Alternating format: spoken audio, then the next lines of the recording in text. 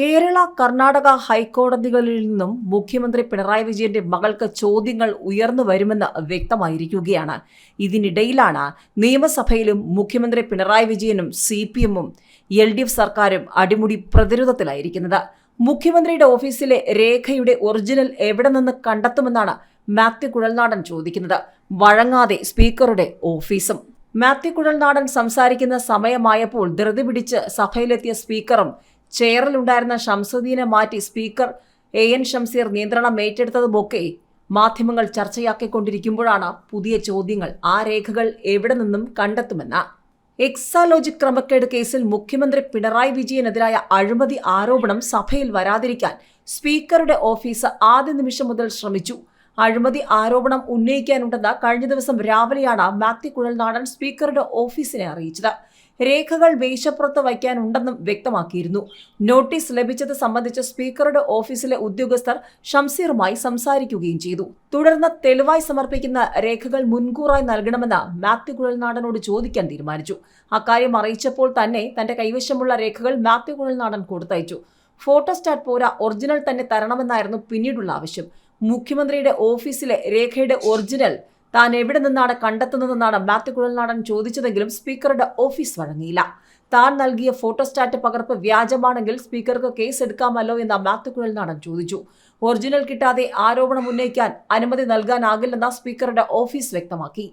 സഭയ്ക്കുള്ളിൽ ആരോപണം ഉന്നയിക്കാൻ അവസരം നൽകില്ലെന്ന് മാത്യു കുഴൽനാടനും ഉറപ്പായിരുന്നു. എങ്കിലും ആരോപണത്തിനെതിരെ സ്പീക്കർ AN ഷംസീർ പരസ്യമായി നിലപാട് പ്രഖ്യാപിക്കട്ടെ എന്ന് തീരുമാനിച്ചുറപ്പിച്ചാണ് മാത്യു കുഴൽനാടൻ വിഷയം സഭയിൽ അവതരിപ്പിക്കാൻ ശ്രമിച്ചത്.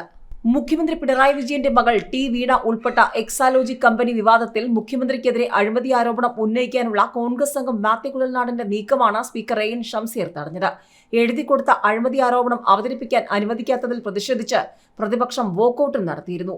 ബജറ്റ് ചർച്ചയിൽ പ്രസംഗിക്കുന്നതിനിടെയാണ് മാത്യു അഴിമതി ആരോപണം ഉന്നയിക്കുകയാണെന്ന് പ്രഖ്യാപിച്ചത്. അപ്പോൾ തന്നെ ഷംസീർ എതിർത്തു.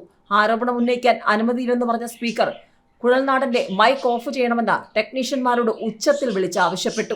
സ്പീക്കറെ പിന്തുണച്ചുകൊണ്ട് ഭരണപക്ഷാംഗങ്ങൾ എണീറ്റു. പ്രതിപക്ഷാംഗങ്ങൾ ബഹളം വയ്ക്കുന്നതിനിടെ രമേശ് ചെന്നിത്തല എണീറ്റു. ആരോപണം സ്പീക്കർക്ക് എഴുതിത്തരുന്ന അംഗങ്ങൾക്ക് അത് അവതരിപ്പിക്കാൻ അനുമതി നൽകുന്നതാണ് കീഴ്വഴക്കമെന്നും ഓർമ്മിപ്പിച്ചു. അത് തള്ളിക്കളഞ്ഞ AN ഷംസീർ ഏതെങ്കിലും ഫോട്ടോസ്റ്റാറ്റ് തെളിവായി കാണിച്ച ആരോപണം ഉന്നയിക്കാനാവില്ലെന്നും നിയമസഭാ ചട്ടം 285 അനുസരിച്ച് അഴിമതി ആരോപണം ഉന്നയിക്കാൻ അനുമതി കൊടുക്കണോ വേണ്ടയോ എന്ന് സ്പീക്കർക്ക് തീരുമാനിക്കാം. സഭയുടെ വിശുദ്ധി സംരക്ഷിക്കാൻ സ്പീക്കർക്ക് ബാധ്യതയുണ്ടെന്നും പറഞ്ഞു. ഇത് കേട്ടതും പ്രതിപക്ഷാംഗങ്ങൾ നടുത്തളത്തിലേക്ക് ഇറങ്ങി.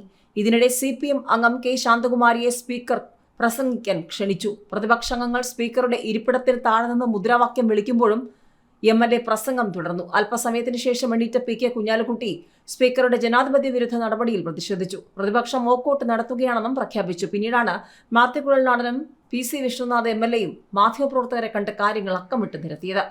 അഴിമതി ആരോപണം രേഖാമൂലം ഉന്നയിക്കാനുള്ള അംഗങ്ങളുടെ അവകാശത്തെ സ്പീക്കർ അട്ടിമറിച്ചെന്നാണ് MLA-മാർ കുറ്റപ്പെടുത്തിയത്.